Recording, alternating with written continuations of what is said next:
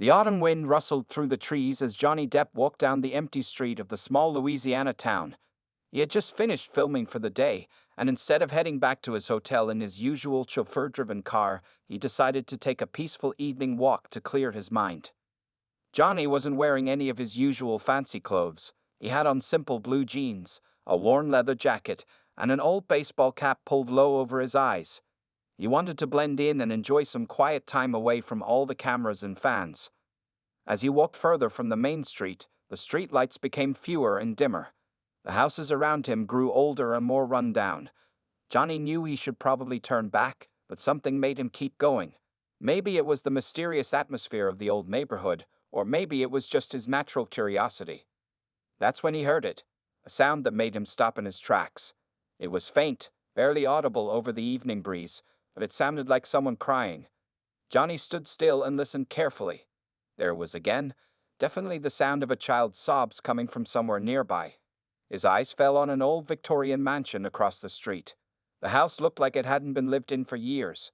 Paint was peeling off its walls, and thick vines crawled up its sides. Several windows were broken, and the front yard was overgrown with weeds. A rusty iron gate hung crooked on its hinges. Johnny checked his phone. It was 7:45 p.m., and the sun had almost set.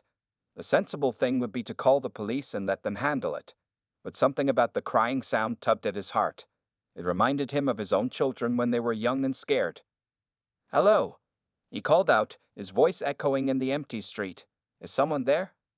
The crying stopped for a moment, then started again, softer this time, as if the person was trying to stay quiet. Johnny pushed open the creaky gate and walked up the overgrown path to the front door. Each step made the old wooden porch boards groan under his feet. The front door was slightly open, its lock broken long ago. Johnny pulled out his phone and turned on its flashlight. "I'm coming in," he announced. "I just want to help. You don't need to be afraid." The beam of light showed a dusty entrance hall with peeling wallpaper and broken furniture. Spider webs hung from the ceiling, and mouse droppings littered the floor. The air smelled musty and old, like unopened books in an ancient library. Johnny followed the sound of crying up a wide staircase, testing each step carefully before putting his full weight on it. The crying was coming from the second floor, somewhere down a long hallway lined with closed doors. "My name is Johnny," he called out softly. "I heard you crying. I'm an actor, and I'm filming a movie in town. I just want to make sure you're okay." The crying stopped completely. Then a small voice, shaky but clear, came from behind one of the doors. You're Johnny Depp." "Yes, I am," Johnny replied, moving closer to the door where the voice came from. "Can I come in? I promise I won't hurt you." There was a long pause, then the sound of something being dragged away from the door.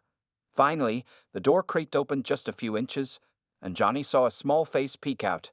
It was a boy, probably around 7 years old, with messy brown hair and tear-stained cheeks. The boy looked up at Johnny with wide, frightened eyes. "You really are Johnny Depp," he whispered, opening the door a bit more. "I've seen your movies. Mom loves your movies." Johnny knelt down to the boy's level, keeping his movements slow and gentle. "Where is your mom?" he asked softly. "Why are you here all alone?" The boy's eyes filled with fresh tears. Mom said she had to go away for a while. She said I had to stay here and hide. She said she'd come back, but..." His voice broke. "She's been gone for so long." Johnny felt his heart sink. Something was very wrong here. This wasn't just a case of a kid playing in an abandoned house. This was something much more serious, and he knew his evening walk had just turned into something he never expected. Johnny looked around the room where the boy had been living. Despite the rest of the house being dusty and abandoned, this room showed signs of recent life. There was a small mattress on the floor with clean blankets, some boxes of cereal, bottles of water, and a backpack filled with clothes. "My name is Michael," the boy said quietly, sitting down on the mattress and hugging his knees to his chest. "Mom said I shouldn't tell anyone my name, but you're Johnny Depp, so I think it's okay." Johnny noticed that even though Michael's clothes were clean, they looked worn. On a small table next to the mattress, there was a photo of a pretty woman with brown hair holding a younger Michael. They were both smiling at the camera. "How long has your mom been gone?" Johnny asked, keeping his voice gentle. He sat down on an old wooden chair, trying not to scare the boy by getting too close. Michael counted on his fingers. 23 days, he said. She left lots of food and water. She said she'd be back in a week, but his voice trembled. Something must have happened to her. She wouldn't leave me this long. Johnny felt his stomach tighten. 23 days. This child had been alone in an abandoned house for over 3 weeks. Aren't you scared here by yourself? He asked. Michael nodded. At night, it's really scary. The house makes weird noises, and sometimes I hear cats fighting outside. But Mom said I had to stay here. She said it wasn't safe out there. What about school? Johnny asked, noticing some books scattered on the floor. Do you go to school? Mom teaches me at home, Michael explained. She's really smart. She taught me to read when I was 4. She says I'm advanced for my age. He picked up one of the books.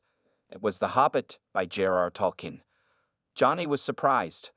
The boy did speak more maturely than most 7-year-olds he knew.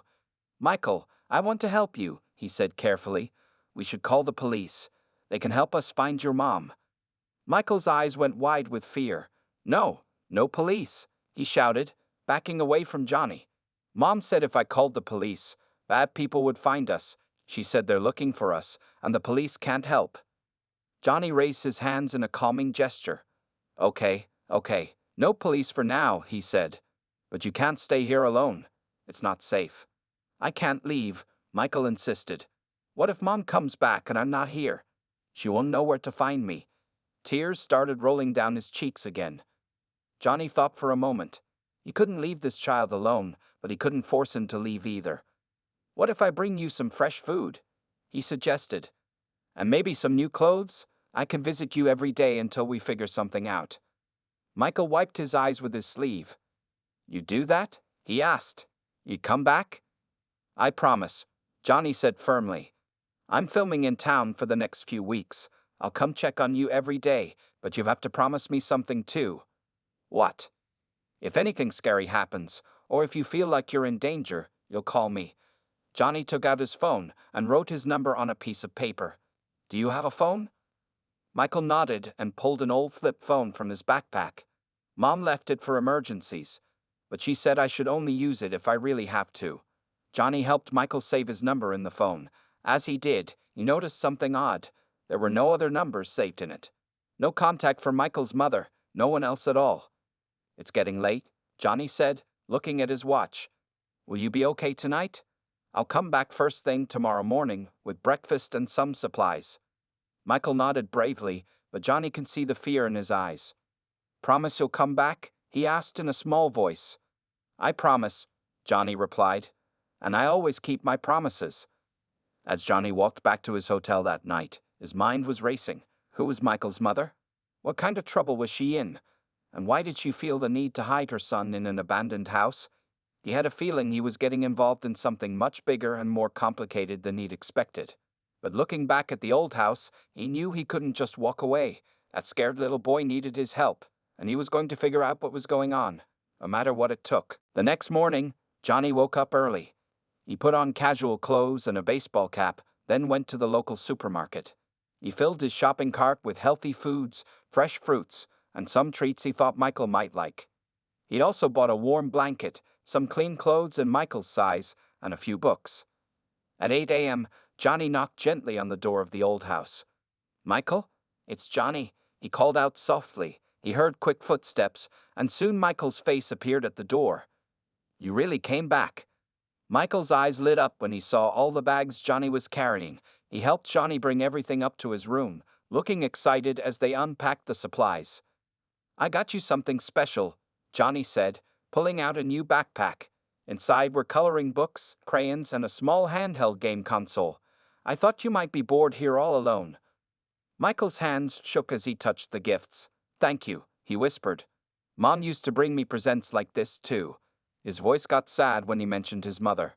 While Michael ate the breakfast Johnny brought, fresh milk and cereal, Johnny watched him carefully. The boy had unusual mannerisms that seemed familiar. The way he arranged his food before eating, how he held his spoon, even the way he tilted his head when thinking, it all reminded Johnny of someone, but he couldn't figure out who. Michael, Johnny said carefully, can you tell me more about your mom? What kind of work did she do? Michael swallowed his cereal. She works in movies, like you do, he said proudly. But not as an actor. She makes people look different with makeup and stuff. She's really good at it. Johnny felt his heart skip a beat. A makeup artist in the film industry, that might explain why Michael seemed familiar. Maybe he'd met his mother on a movie set. One time, Michael continued, she made a whole alien face on someone. She showed me pictures. It was so cool. His eyes sparkled as he talked about his mother's work. Johnny spent the morning with Michael, listening to him talk about books he'd read and games he liked to play. The boy was incredibly smart for his age, using words most 7-year-olds wouldn't know. Around noon, Johnny had to leave for filming. I'll be back this evening, he promised. Will you be okay? Michael nodded, but then looked worried. Johnny, he said hesitantly, I heard some men outside last night. They had flashlights and were walking around the house. Johnny felt alarmed. Did they try to come in? No, Michael said. They just walked around and then left. Mom said if anyone came, I should hide in the secret space. Secret space? Michael showed Johnny a hidden door in the back of his closet. It led to a small space between the walls, just big enough for a child to hide. Johnny felt sick thinking about how scared Michael must have been, hiding in that tiny space while strangers prowled around outside. I'll talk to some people I know, Johnny said. Maybe they can watch the house at night. Make sure you're safe. But when Johnny tried to talk to the local police later that day, their response was strange. They seemed uninterested in the abandoned house or reports of suspicious people around it. Probably just some kids exploring, the officer said, barely looking up from his computer. Nothing to worry about. Johnny left the police station feeling uneasy. Something wasn't right. First Michael's mother disappearing, then suspicious men at night, and now the police acting like they didn't care. That evening, after filming, Johnny brought dinner to Michael. As they ate pizza together, he noticed Michael doing that familiar head tilt again. It was driving him crazy. Why did it seem so familiar? Michael, Johnny asked suddenly, do you like watching movies? Yeah, Michael smiled. Mom and I watch lots of movies. My favorites are the ones with lots of weird characters and dark stuff. Like what? Like Edward Scissorhands and Sleepy Hollow, and Michael listed more movies, all directed by Tim Burton. Johnny felt a strange chill.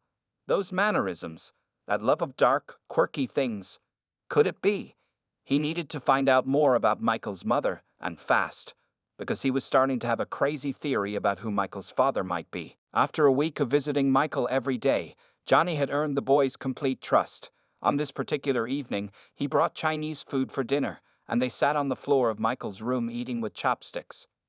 You're getting better at using those, Johnny said, watching Michael carefully pick up a piece of orange chicken. Mom taught me, Michael replied. We used to get Chinese food every Friday night. He put down his chopsticks and looked at the floor. I really miss our Friday nights. Johnny saw his chance to learn more. Michael, I know you said your mom told you not to tell anyone about her, but I want to help find her. Could you show me that photo of her again? Michael hesitated, then walked to his backpack and pulled out the photograph he'd shown Johnny on the first day. This time, Johnny looked at it more carefully. Her name is Claire, Michael said softly. Claire Bennett.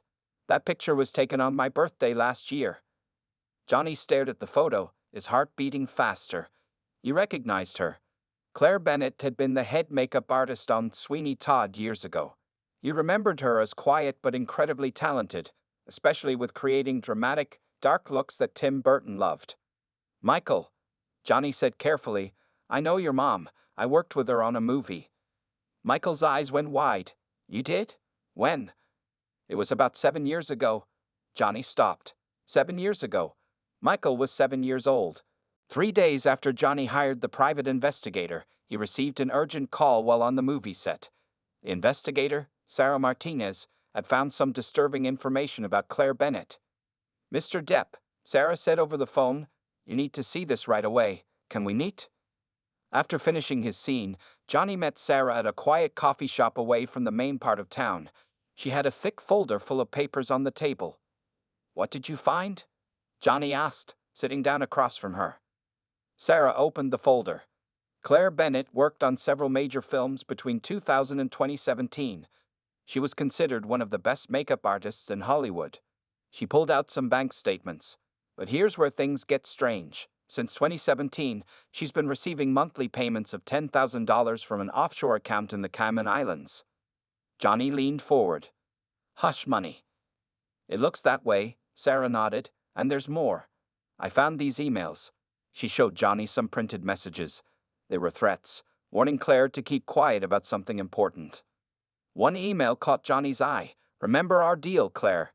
You keep the secret, you get the money, and everyone stays safe. Don't ruin his career over this.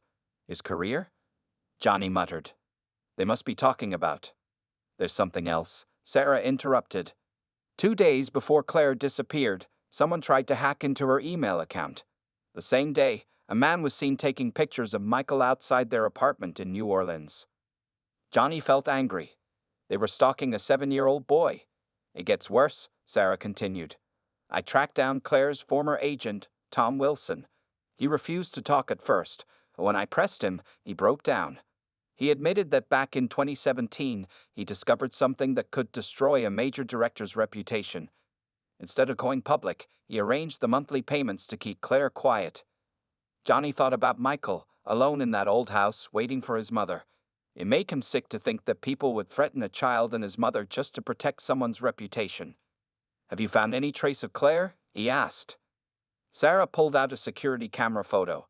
This was taken at a bus station in Mexico City 3 weeks ago. It's not very clear, but she showed Johnny the picture of a woman in a hat and sunglasses who looked like Claire. She's alive, Johnny said with relief. But why Mexico? Probably trying to get as far away as possible, Sarah explained.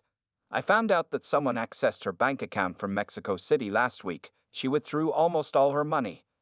Johnny stood up suddenly. We need to get Michael out of that house. If these people found Claire in New Orleans, they might track her back to this town. Michael isn't safe there anymore. But where would you take him? Sarah asked. If what Tom Wilson said is true, these people have connections everywhere in the film industry.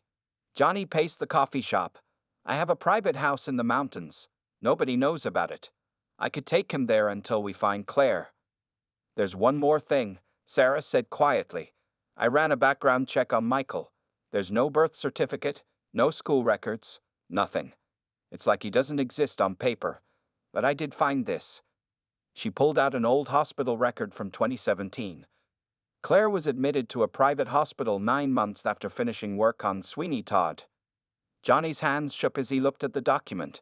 The pieces were falling into place. The timing, Michael's familiar mannerisms, his love of dark movies, Claire's sudden departure from Hollywood. It all pointed to one person. I need to make a call, Johnny said. Keep looking for Claire. And Sarah, be careful. These people clearly don't want this story getting out. As Johnny left the coffee shop, he pulled out his phone. His finger hovered over Tim Burton's number. How do you tell your friend of 30 years that he might have a son he never knew about? And more importantly, how do you tell him that son is currently hiding in an abandoned house, afraid for his life? Johnny sat in his hotel room staring at his phone. He had been trying to call Tim Burton for the past hour, but kept hanging up before the call connected. How could he explain this situation? While he was struggling with this decision, his phone rang.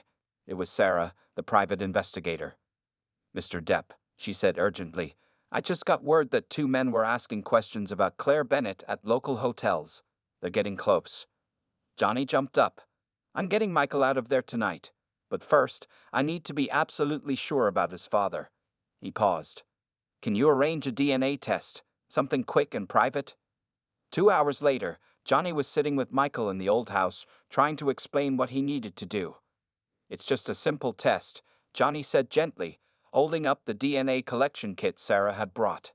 You just rub this swab inside your cheek, that's all. Michael looked scared. Why do you need my DNA?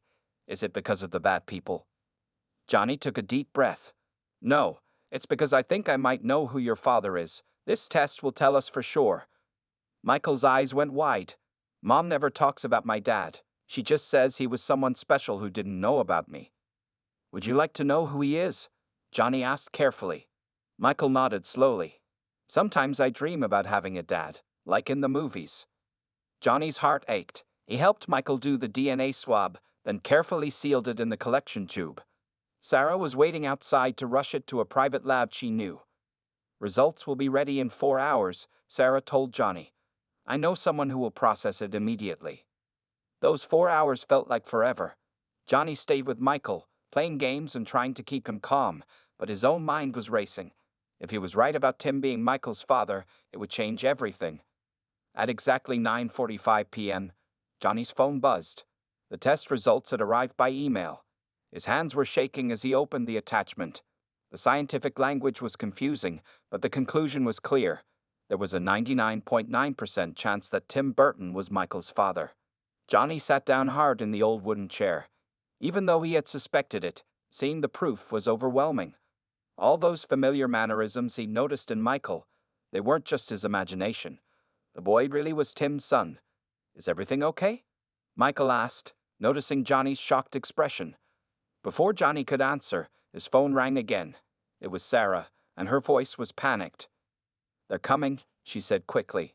2 men just checked into the hotel nearest to the old house. They're the same ones who were following Claire in New Orleans. You need to get Michael out now. Johnny jumped into action. Michael, pack your backpack. Only take what's important. We need to leave right away. But Mom said to stay here. Michael protested, looking scared. Your mom would want you to be safe, Johnny said firmly. And right now, we need to go to a safer place. I have a house in the mountains where no one will find us. As Michael quickly packed his things, Johnny made another decision. He pulled out his phone and finally did what he'd been avoiding all day. He called Tim Burton. The phone rang 3 times before Tim's familiar voice answered. Johnny, it's late. Is everything okay? Johnny took a deep breath. Tim, you need to meet me at my mountain house. It's important. Life-changing important. What's going on? Tim asked, sounding worried. I can't explain over the phone, Johnny said, watching Michael put the last of his books in his backpack. But I found something. Someone you need to meet. Someone who's been hidden from you for 7 years. There was a long pause on the other end. 7 years? Tim's voice was barely a whisper. Do you remember Claire Bennett? Johnny asked. The makeup artist from Sweeney Todd. The silence on the other end of the phone told Johnny that Tim remembered exactly who Claire Bennett was. Hashtag the confrontation. Johnny's black SUV sped through the dark mountain roads. In the back seat, Michael had fallen asleep clutching his backpack. Every few minutes, Johnny checked the rearview mirror to make sure no one was following them. They reached his mountain house just before midnight. It was a beautiful wooden cabin hidden among tall pine trees, with no neighbors for miles around. As Johnny carried the sleeping Michael inside, he saw another car coming up the driveway. Tim Burton had arrived. Johnny quickly put Michael in one of the guest bedrooms and went outside to meet his friend. Tim looked tired and confused as he got out of his car. Johnny, what's going on? Tim asked. You sounded strange on the phone, and why did you mention Claire Bennett? Johnny led Tim to the living room and poured them both a drink. You might need this, he said, handing Tim a glass. Do you remember your relationship with Claire during the filming of Sweeney Todd? Tim's face went pale. That was just a brief thing. She left suddenly after the movie wrapped. I never knew why. He took a large sip of his drink. Why are you asking about this now? Because, Johnny said carefully, Claire had a reason for leaving. She was pregnant, Tim. The glass slipped from Tim's hand and shattered on the floor. What? He whispered. You have a 7-year-old son, Johnny continued. His name is Michael. He's sleeping in the other room right now. Tim stood up, his legs shaking. No, that's not. Claire would have told me. Johnny pulled out his phone and showed Tim the DNA test results. She was forced to keep it secret. Someone, her agent, threatened her, paid her to stay quiet. They said it would ruin your career. Tim fell back into his chair, his face a mix of shock, anger, and pain. I have a son. All this time, I've had a son. He's amazing, Tim, Johnny said softly. He's smart, creative, loves all your movies. He has your mannerisms. That's what first made me suspect. And he's been so brave, hiding in that old house, waiting for his mother to come back. Where is Claire? Tim asked, his voice breaking. She's in Mexico. She ran when someone started threatening Michael. We're trying to find her. Johnny paused. Tim, Michael doesn't know you're his father yet. I wanted to be sure before telling him. Tim stood up and started pacing the room. I need to see him, he said. Even if he's sleeping, I just need to see him. Johnny led Tim to Michael's room. They quietly opened the door, and Tim gasped softly. In the dim light, they could see Michael sleeping peacefully, his dark hair falling across his face just like Tim's did. Tears started rolling down Tim's cheeks. All these years, he whispered. I've missed everything. His first words, first steps, everything. They went back to the living room, where Tim collapsed onto the couch, overwhelmed by emotion. I'll never forgive them, he said angrily. Her agent, whoever else was involved in keeping this secret. They had no right. Tom Wilson, Johnny said. That's the agent's name. He's been arranging the payments to Claire all these years. Tim's eyes hardened. I know Tom. He used to be my agent too, years ago. He always said he was protecting my image. He pulled out his phone. I'm calling my lawyer right now. Tom Wilson is going to regret ever threatening my son and his mother. As Tim made his call, Johnny heard a small noise. He turned to see Michael standing in the hallway, looking confused and scared. Johnny? Michael said quietly, who is that man? Tim turned around, phone still in his hand, and father and son saw each other properly for the first time. The resemblance was striking, the same dark eyes, the same thoughtful expression. Johnny held his breath. This was the moment everything would change. The room fell silent as Michael and Tim stared at each other. Johnny stepped forward, knowing he needed to handle this delicate moment carefully. Michael, Johnny said gently, remember how I said I might know who your father is? Michael nodded, his eyes still fixed on Tim. This is Tim Burton. He's a movie director, and he's your dad. Michael's eyes went wide. The Tim Burton? The one who made all those movies Mom and I watch? Tim took a careful step forward, kneeling down to Michael's level. Yes, he said softly. And I had no idea about you until today. If I had known. His voice cracked with emotion. Did you love my mom? Michael asked suddenly. Tim nodded. I cared about her very much. But she disappeared, and I never knew why. Now I understand she was trying to protect you. Just then, Johnny's phone rang. It was Sarah, the private investigator. We found her, Sarah said excitedly. Claire is in a small hotel in Mexico City. She's safe, and I've made contact with her. Johnny put the phone on speaker. Claire, he said, there are some people here who need to talk to you. Mom? Michael's voice trembled. Michael. Claire's voice came through the phone, filled with tears.